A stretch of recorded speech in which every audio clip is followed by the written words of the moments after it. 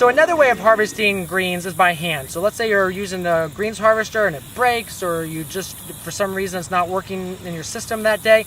We'll actually hand harvest. So use a knife. I prefer this 6-inch knife here. You can also use a smaller knife.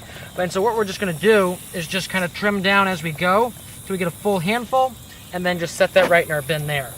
And kind of sweep up the trash. So we're kind of, you see my hands like this and going down over the row, so kind of sweeping up the base leaves there and just kind of grabbing all that, and there you go. It's obviously not as fast, but you can be a lot more picky, and it's still, you know, you still can harvest a fair amount per hour. So one of the things you'll do when you're harvesting, if you're harvesting like this, is you want to make sure you're as ergonomical as possible. So I keep this bin tight to me, and I'm going to harvest about 2 feet at a time. So you can see here, I'm harvesting here, go a little bit back farther. Then when I get back there, I want to stop, because otherwise then I'm turning too much, and it's too much stress. So then I'm just going to drop that in, use the bin to kind of pull me back 2 feet, and then go ahead and start cutting again.